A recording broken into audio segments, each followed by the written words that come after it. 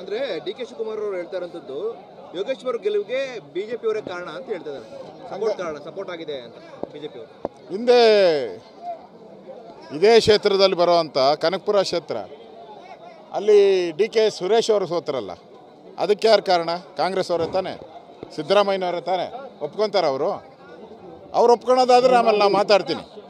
ಅದರಿಂದ ಇಲ್ಲಿ ತಂದಿಕ್ಕೋ ಕೆಲಸವನ್ನು ಡಿ ಕೆ ಶಿವಕುಮಾರ್ ಮಾಡಬಾರ್ದು.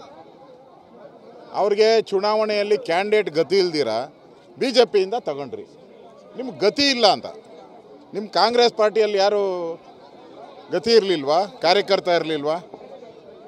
ನಮ್ಮ ಪಾರ್ಟಿಯಿಂದ ತಗೊಂಡು ಚುನಾವಣೆಯಲ್ಲಿ ಕ್ಯಾಂಡಿಡೇಟ್ ಮಾಡಿ ಇವತ್ತು ನಮಗೆ ಸವಾಲಾಗ್ತಿರಲ್ಲ ನೀವು. ಅದರಿಂದ ಡಿ ಕೆ ಶಿವಕುಮಾರ್ ಏನು ಹೇಳ್ತಾರೆ ಅದೆಲ್ಲ ಸುಳ್ಳು.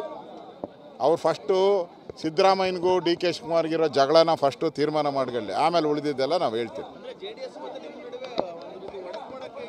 ನಾವು JDS ಹಾಲು ಜೇನು ಅಂತ ಇದ್ದೀರಿ. ಮುಂದೆ ಬರೋವಂಥ ಎಲ್ಲ ಚುನಾವಣೆಯಲ್ಲೂ ಕೂಡ ನಾವು ಒಟ್ಟಾಗಿ ಕೆಲಸ ಮಾಡ್ತೀರಿ. ಲೋಕಸಭೆಯಲ್ಲಿ ಗೆಲುವನ್ನು ಸಾಧಿಸಿದ್ರಿ. ಈ ಬೈ ಎಲೆಕ್ಷನ್ನು ಹಿನ್ನಡೆ ಆಗಿದೆ ನಿಜ, ಆದರೆ ಬೈ ಎಲೆಕ್ಷನ್ನು ಯಾವುದಕ್ಕೂ ಆಧಾರ ಆಗಲ್ಲ. ಯಾಕಂದರೆ ಹಿಂದೆ ನಾವು ಬೈ ಎಲೆಕ್ಷನ್ 18 ಸೀಟ್ ಗೆದ್ದಿದ್ರಿ ಬೈ ಎಲೆಕ್ಷನಲ್ಲಿ. ಇದೇನು ಆಧಾರ ಆಗಲ್ಲ. ಇಡೀ ಕರ್ನಾಟಕದ 6.5 ಕೋಟಿ ಮತದಾರರು ಹೇಳಿದರೆ ಆಗ್ತಾಯಿತ್ತು. ಇದು 3 ಕ್ಷೇತ್ರದಲ್ಲಿ ಆಗಿರುವಂಥದ್ದು. ಅಮ್ಮಮ್ಮ ಎಲ್ಲ ಸೇರಿದ್ರೂ ಕೂಡ ಒಂದು 6-7 ಲಕ್ಷ ಮತದಾರರು ಇರುವಂಥದ್ದು.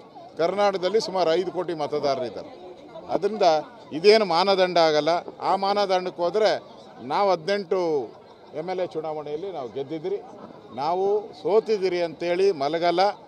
ಈ ಕಾಂಗ್ರೆಸ್ಸಿನ ಭ್ರಷ್ಟಾಚಾರ ಏನಿದೆ, ಮೂಢ ಹಗರಣ ಏನಿದೆ, ವಾಲ್ಮೀಕಿ ಹಗರಣ ಏನಿದೆ, ಲಿಕ್ಕರ್ ಹೆಸರಲ್ಲಿ 700 ಕೋಟಿ ಏನು ಮಾಡಿದ್ದಾರೆ, ಇದೆಲ್ಲನೂ ಕೂಡ ವಿಧಾನಸಭಾ ಅಧಿವೇಶನದಲ್ಲಿ ಈ ಬಾರಿ ನಾವು ಚರ್ಚೆ ಮಾಡ್ತೀರಿ. ಈ ಸೋಲನ್ನೇ ಗೆಲುವಾಗಿ ನಾವು ಪರಿವರ್ತನೆ ಮಾಡ್ತೀರಿ.